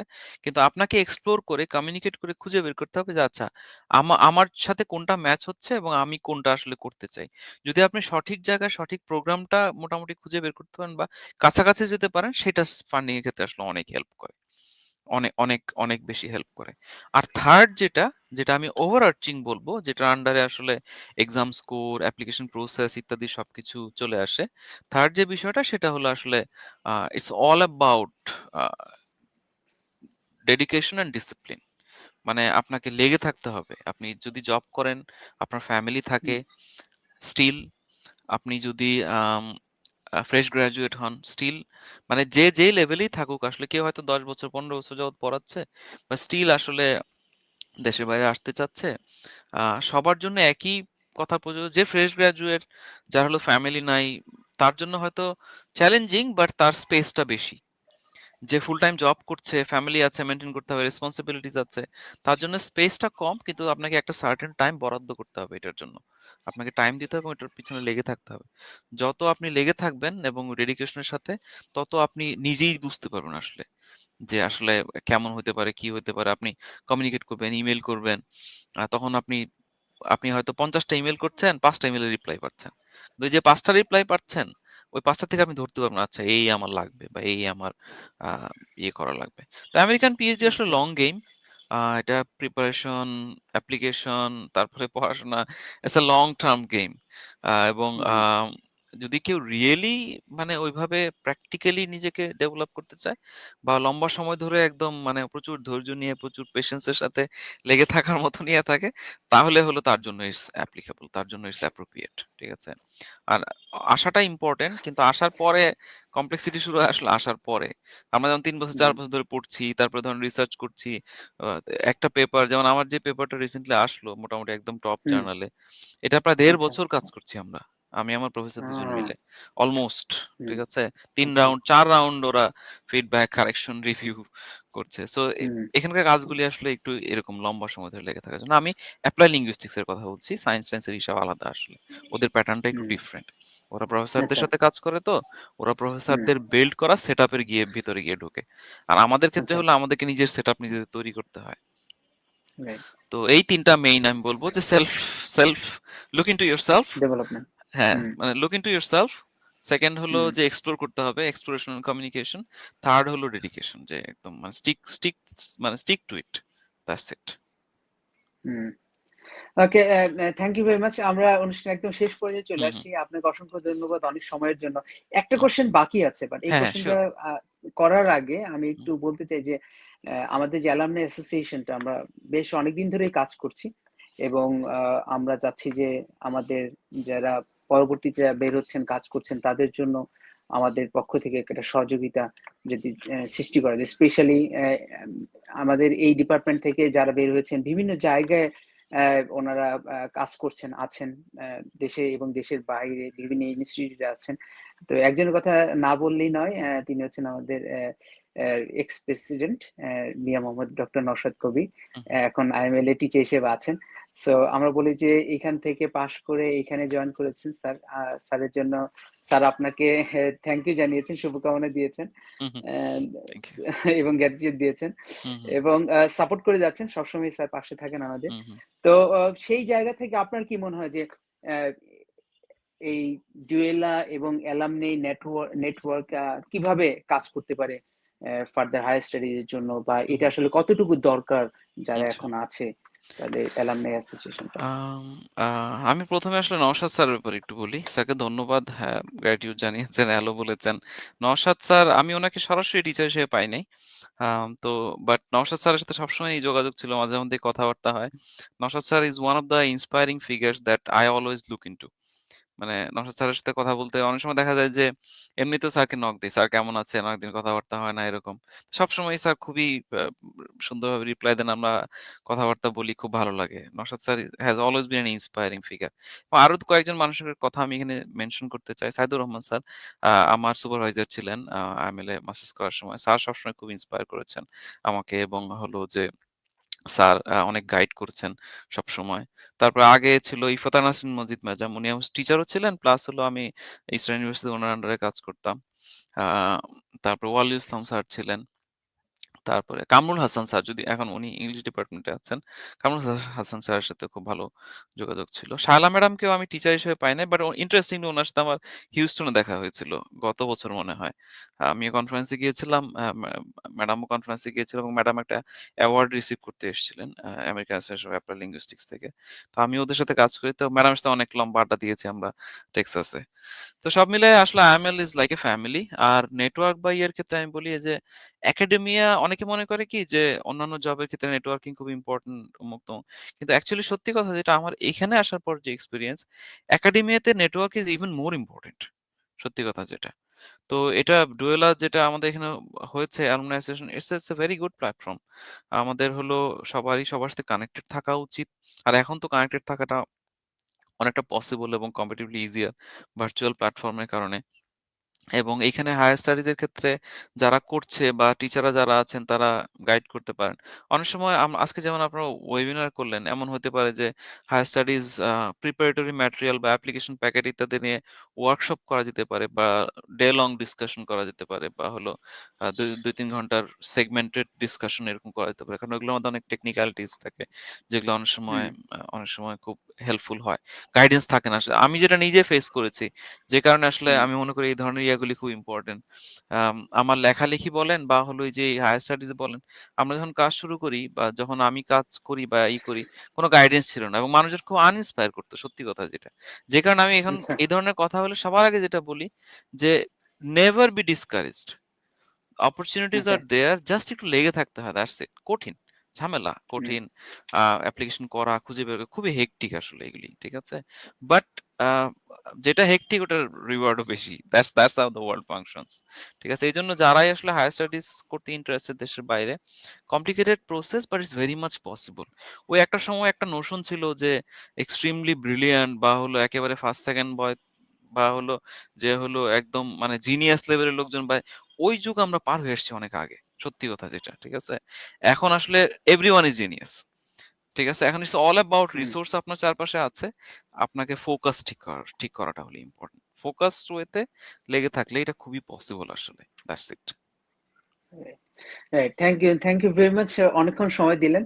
বাট আপনার ওইখানেও টাইম ডিফারেন্স এর কারণে হয়তো হুম, দিনের সময়, আমাদের এখানে অনেক রাত হয়ে গেছে। হ্যাঁ, হ্যাঁ, হ্যাঁ। দর্শকরা দর্শকরা হয়তো আছে এখানে অনেকক্ষণ ধরে শুনছে আপনার কথা। হুম, হুম, হুম, হোপফুলি তাদের এটা বেশ ভালো লাগবে, এবং আমি আপনার সাথে একমত যে, এবং আমরা চিন্তা করছি যে ডিএল এর পক্ষ থেকে হুম, এই ধরনের আরো প্রোগ্রাম করা যায় কিনা। হুম, ডেফিনেটলি আপনি আছেন। একজন দর্শক জানতে চেয়েছে যে আপনি অ্যালামনাই অ্যাসোসিয়েশনে যুক্ত হয়েছেন কিনা। আমি তাকে জানতে চাই যে সে যুক্ত হওয়ার প্রসেসে আছেন, এবং আরো অনেকেই আছেন হুম, যারা আসলে অ্যা আমাদের জন্য এই নেটওয়ার্কের জন্য খুব হুম, আমি মনে করি যে খুব হেল্পফুল হবেন, হুম, হুম, এবং সবার জন্য একটা কি বলে ভালো পরিবেশ হয়তো তৈরি করার সুযোগ সামনে তৈরি হবে, এবং সামনে হয়তো সেগুলো নিয়ে আমরা আসবো। হুম, এবং এইখানে সবার সহযোগিতা চাই আমরা। আমাদের শ্রদ্ধেয় শিক্ষকদের সহযোগিতা চাই। যারা অ্যালুমনাই আছেন তাদের সহযোগিতা চাই। যারা ভবিষ্যতে অ্যালুমনাই হবেন তাদের সহযোগিতা চাই। সো আমার মনে হচ্ছে এটা আমাদের জন্য একটা ফ্রুটফুল নেটওয়ার্ক হতে পারে। সবার জন্য কাজ করার সুযোগ থাকতে পারে। সো হয়তো আজকে মুকিব ভাই আমাদের খুব বেশি ইনফরমেশন দিয়েছেন। হয়তো আরেকটা আরো অন্য কেউ আরো বেশি এলাবোরেটেড ইনফরমেশন দিতে পারে। আমরা হুম, হয়তো হুম, ছোট, ছোট খুব স্পেসিফিকলি ন্যারো ডাউন করে জায়গাগুলো নিয়ে আমরা কাজ করতে পারি। কেউ হয়তো রিসার্চ নিয়ে কাজ করতে পারেন। হুম, হুম, আমি হয়তো একদিন হয়তো নওশাদ স্যারকে রিসার্চ ব্যাপারে কাজ করতে আমি হয়তো রিকোয়েস্ট করব। হুম, হুম, তো এই মুহূর্তে শেষ করার আগে আমাদের দর্শকদের আমি জানি যে আপনি খুবই সুপরিচিত। আপনি শুধু একজন অ্যালামনাই না, শুধু একজন পিএইচডি পার্সু করছেন এরকম না। আপনি একজন লেখকও এবং হুম, আপনার অনেক গল্পের বই আছে। আপনার অনেক লেখা আছে এবং বাংলাদেশে যখন ছিলেন আমি দেখেছি যে বইমেলাতে আপনার বই বের হয়েছে, প্রকাশিত হয়েছে। হুম, সো হুম। লেটেস্ট কি আছে এবং কি নিয়ে কাজ করছেন আমাদের দর্শকদের জন্য শেষ মুহূর্তে যদি একটু বলতে চান? হ্যাঁ, খুব ব্রিফলি বলি, আসলে রাত হয়ে গেছে, জি, সময় জি, হয়ে গেছে। জি। তো আমি থ্রিলার লিখি, থ্রিলার উপন্যাস লিখি অলমোস্ট ১০ বছর প্রায়। তো প্রায় ১৩ টা কি ১৪ টা বই প্রকাশিত এখন পর্যন্ত। ২ টা সিরিজ নিয়ে কাজ করেছি। আমি বর্তমানে নালন্দা এবং অন্য ধারার প্রকাশনীর সাথে কাজ করি। তো আমার ২ টা সিরিজ আছে। ইতিহাস আশ্রিত থ্রিলার যেটাকে বলে। একটা হলো 'সময় উপাখ্যান' সিরিজ, 'সপ্তরিপু', 'ব্ল্যাক বুদ্ধা', 'মগরাজ' এই উপন্যাসগুলি। আরেকটা সাইকোলজিক্যাল সিরিজ 'ধূম্রজাল', আম আ 'শব্দজাল', 'বিখণ্ডিত' এবং আরো বেশ কিছু বই আছে। আমার ওয়েবসাইট আছে www.robinzamankhan.com। আমি রবিন জামান খান নামে লিখি। আম আর আমার ফেসবুক প্রোফাইলও রবিন জামান খান নামে আছে। লেখালেখি বা হলো আ হায়ার স্টাডিজ এর বিষয়ে যদি কোনো ইনফরমেশন লাগে বা কোনো ধরনের তথ্য দরকার হয় আমাকে নক দিবেন। আর সবাই দোয়া রাখবেন। পিএইচডি করছি যেন ভালোভাবে শেষ করতে পারি। আ শেষ করে ভালো কিছু কাজ করার চেষ্টা করছি। বাকিটা আল্লাহ ভরসা আসলে। ঠিক আছে? সবাই জি। দোয়া রাখবেন। জি, থ্যাংক ইউ ভেরি মাচ। সবাইকে অসংখ্য ধন্যবাদ যারা এতক্ষণ সময় আমাদের সাথে ছিলেন। হুম, আশা করব যে এটা আপনাদের খুব উপকারে দিবে। আর আরো কোনো কোয়েশ্চেন থাকলে আপনারা জানিয়ে দিবেন। কমেন্ট সেকশনে হয়তো হতে পারে। হুম। সো সবাইকে আরো একবার ধন্যবাদ জানিয়ে শেষ করছি এবং সাথে, সাথে যারা শুভানুধ্রী আছেন সবাইকে আরেকবার ধন্যবাদ জানাচ্ছি। স্পেশালি আমাদের স্পন্সরদের ধন্যবাদ জানাচ্ছি। সো আজকে এই পর্যন্তই। সবাই ভালো থাকুন, সুস্থ থাকুন। Thank you very much.